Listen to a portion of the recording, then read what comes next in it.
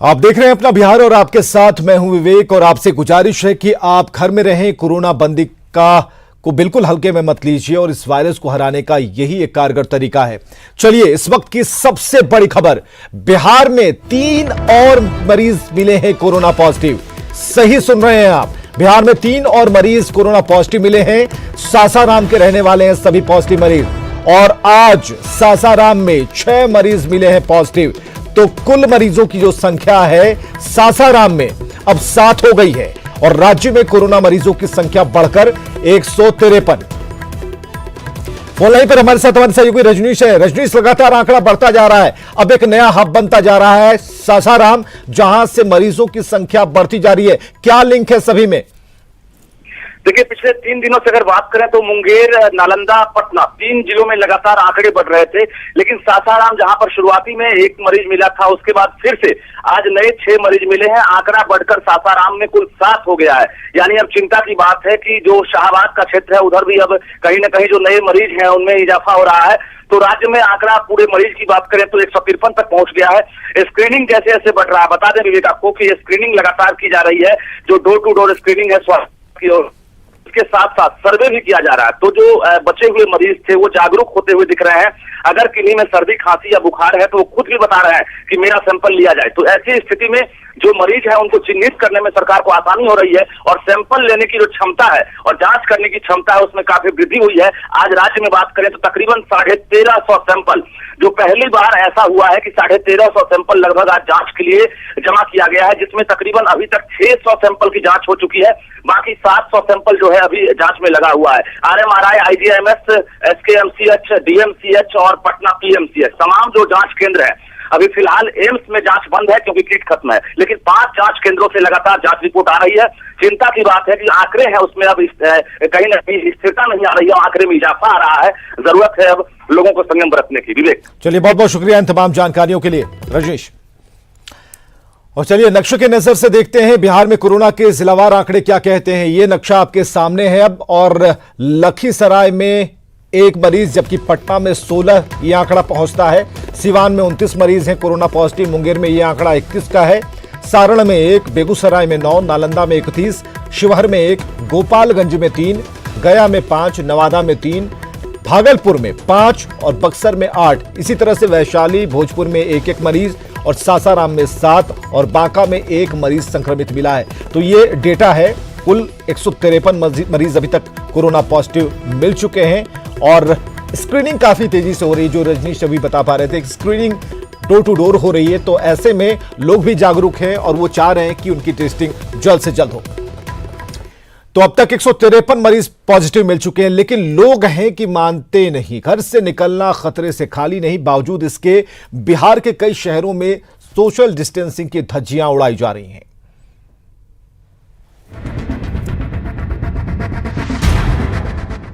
Social distancing का उल्लंघन करती इन तस्वीरों को देखिए। देखिए इन्हें, ना तो कोरोना का खौफ और ना बीमारी का डर। ऐसा लग रहा है जैसे ये कोरोना प्रूफ हो। ये मनेर का बैंक ऑफ इंडिया का ये शाखा है, जहाँ पे देख सकते हैं कि किस तरह से जो महिलाएं हैं वो पैसा निकालने यहाँ पे आई हैं और कैसे सोशल डिस्टेंस का यहाँ पे मखौल उड़ाया जा रहा है। सीधे तौर पे ये तस्वीर बयां करती है कि इन लोग पे प्रधानमंत्री नरेंद्र मोदी, मुख्यमंत्री नीतीश कुमार की अपील का कोई असर नहीं है, कोई खासा असर नहीं है।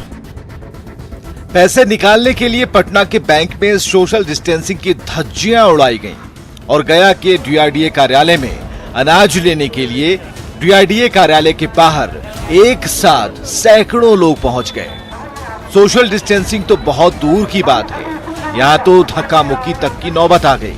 कल भी यहाँ काफ़ी भीड़ लगी थी, 500 से 1000 की संख्या थी और यहाँ कुछ लोगों को अनाज दिया गया था।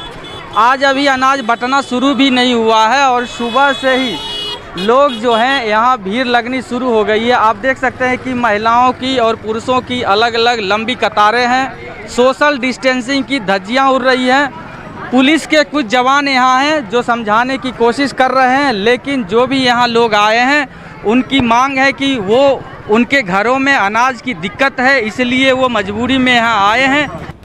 मान लिया कि पटना के बैंक में जुटी भीड़ के सामने पैसा ना होने की मजबूरी थी।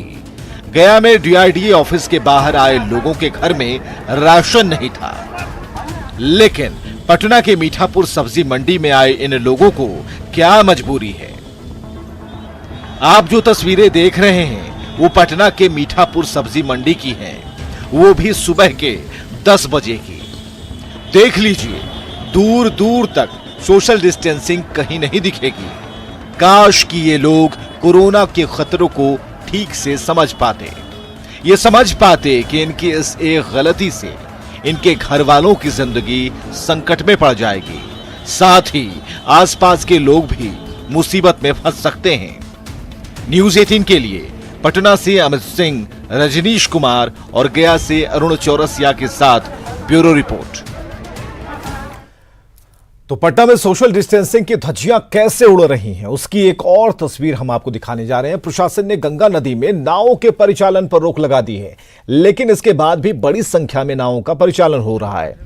तस्वीरें आप देख सकते हैं जिसमें गंगा की धार है और इस गंगा की धार के बीचों बीच एक नाव है। एक नहीं बल्कि 2 नाव हैं, 2 से भी अधिक नाव हैं जो उस पार भी हैं और ठूस ठूस कर लोग सफर कर रहे हैं। पुलिस कर्मियों का कहना है कि लोग मना करने के बाद भी नहीं मानते।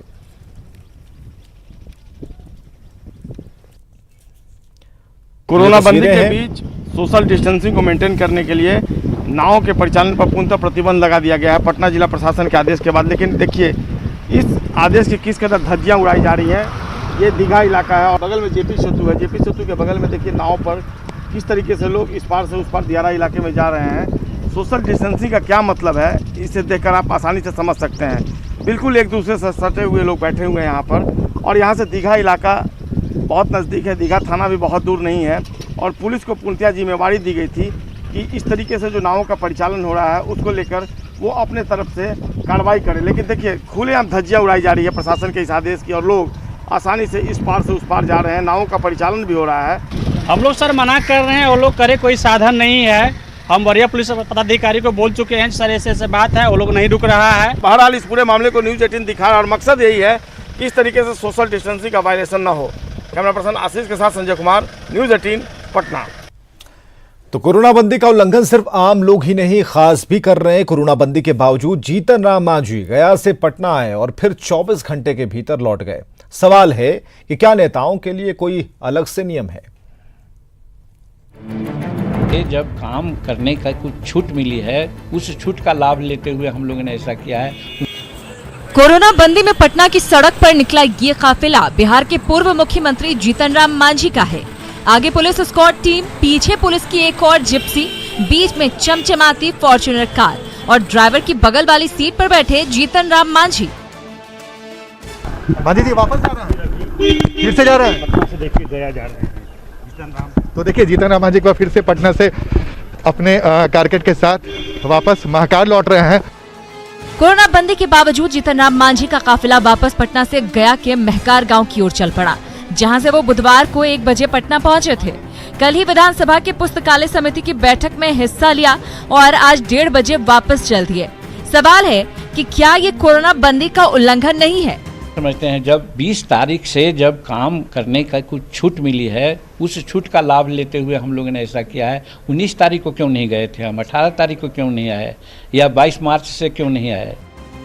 जीतन राम मांझी की दलील अपनी जगह है, लेकिन जब प्रधानमंत्री वीडियो कॉन्फ्रेंसिंग से बैठक कर सकते हैं, तो क्या ये बैठक वीडियो कॉन्फ्रेंसिंग से नहीं हो सकती थी? इसका कोई मतलब है कि अगर वही कहा जाता कि वीडियो कॉन्फ्रेंसिंग के माध्यम से किया जाए तो वो भी करते, वैसा कुछ नहीं था, इसलिए सशरीर रूप उपस्थित हुए। जीतन राम मांझी की सफाई अपनी जगह, लेकिन जीतन राम मांझी के काफिले में शामिल जिप्सी में पीछे की सीट पर आमने सामने बैठे 4 पुलिस वाले और खुद जीतन राम मांझी का ड्राइवर की बगल वाली सीट पर बैठना क्या सोशल डिस्टेंसिंग का उल्लंघन नहीं है? न्यूज 18 के लिए पटना से आनंद अमृतराज की रिपोर्ट। और जीतन राम मांझी के पटना आने और गया वापस लौट जाने को लेकर बीजेपी और जेडीयू नेताओं ने निशाना इस पर साध दिया। एनडीए नेताओं का कहना है कि जब मांझी जी जैसे लोग ऐसा करेंगे तो आम लोगों पर इसका क्या असर होगा। ये खुद दूसरे पर दोषारोपण करते हैं और अपने जो है लॉकडाउन के नियम को धज्जियां उड़ा करके रख देते हैं। ये जनता को सिर्फ ये लोग भड़काने का काम करते हैं। जब समाज के बड़े लोग और समाज को रास्ता दिखाने वाले लोग ही इस लॉकडाउन का उल्लंघन करेंगे तो फिर आम लोग, जिनसे हम सभी लोग आग्रह कर रहे हैं, वैसे लोग फिर सचेत नहीं हो पाएंगे, फिर लॉकडाउन का कोई मतलब नहीं रह पाएगा। कोटा से छात्रों को लाने का मामला मुख्य सचिव ने हाई कोर्ट में दाखिल किया। जवाब सूत्रों के हवाले से जो खबर आ रही है, इसके मुताबिक इस वक्त की बड़ी खबर हम आपको बता रहे हैं। कोटा से छात्रों को लाने का मामला है और मुख्य सचिव ने हाई कोर्ट में जवाब दाखिल किया है और छात्रों को फिलहाल लाना संभव नहीं है। जो सूत्र बता रहे हैं उनके हवाले से खबर है कि फिलहाल ये कहा गया है कि छात्रों को लाना संभव नहीं है और छात्रों के लिए कोटा में व्यवस्था की जाएगी। बिहार में कोरोना पॉजिटिव मरीजों की संख्या बढ़ रही है। फिलहाल राज्य में कोरोना पॉजिटिव मरीजों की जो संख्या है वो काफी आगे निकल गई। पिछले 4 दिनों में कोरोना पॉजिटिव मरीजों की संख्या तेजी से बढ़ती जा रही है और इसके बाद विपक्ष अब पटना में कर्फ्यू लगाने की मांग कर रहा है।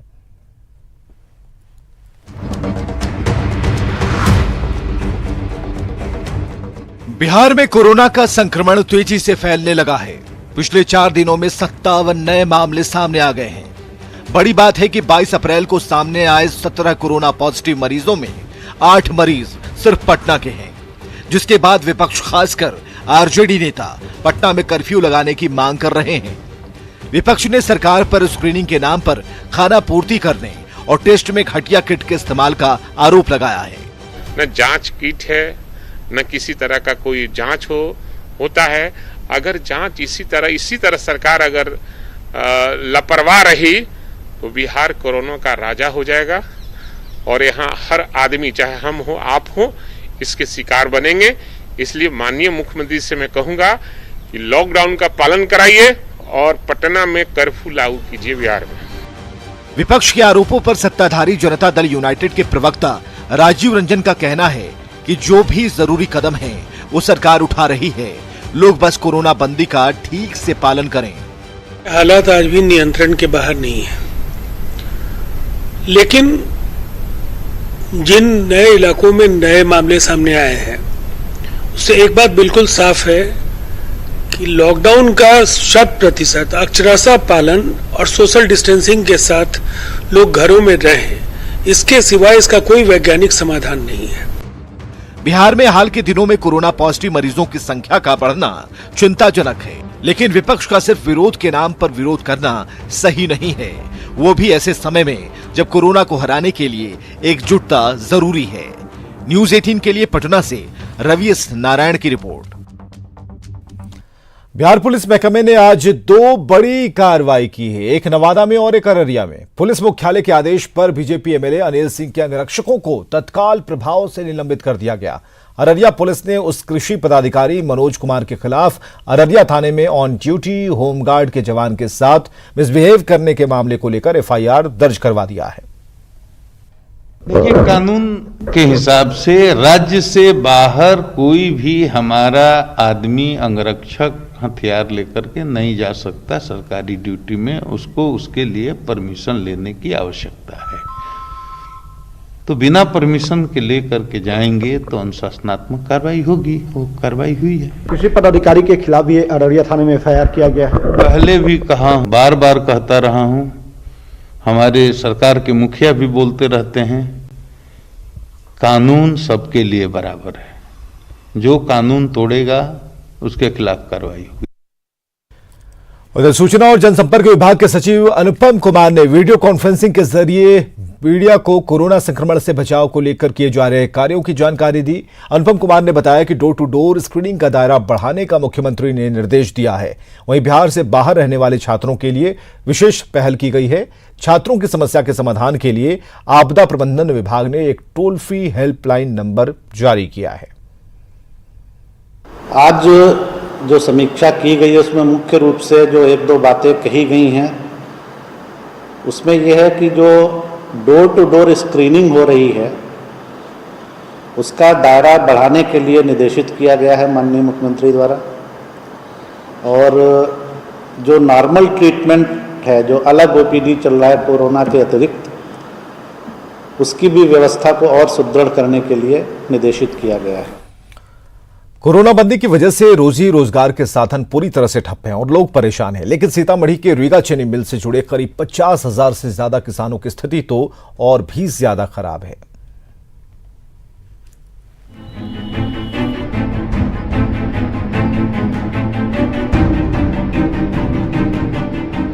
सीतामढ़ी जिला मुख्यालय से करीब 13 किलोमीटर दूर स्थित ये है रीगा चीनी मिल।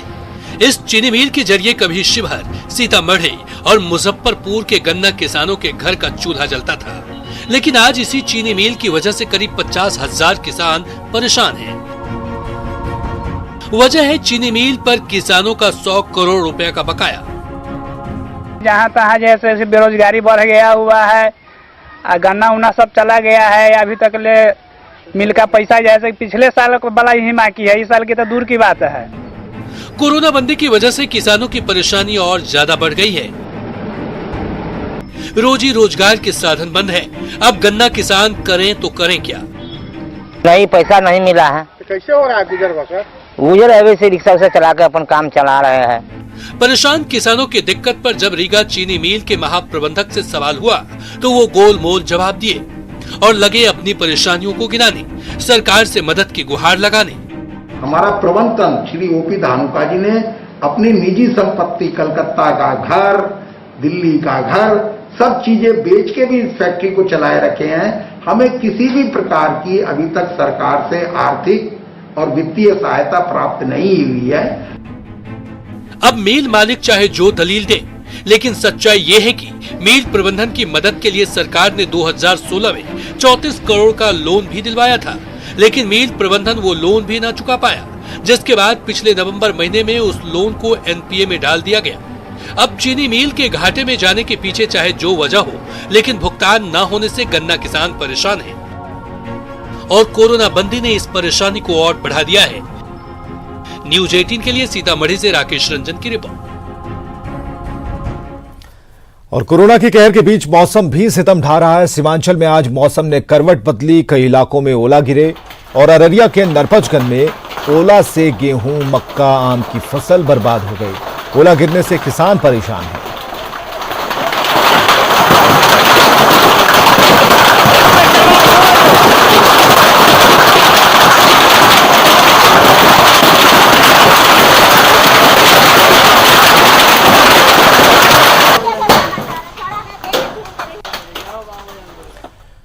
और पूर्णिया जिले में भी कई जगहों पर ओले गिरे हैं, जिससे खेती और बागवानी को भारी नुकसान पहुंचा है। ये तस्वीरें हम आपको दिखा रहे हैं पूर्णिया की, जहां ओलावृष्टि हुई है और बागवानी और फसलों को नुकसान पहुंचा है।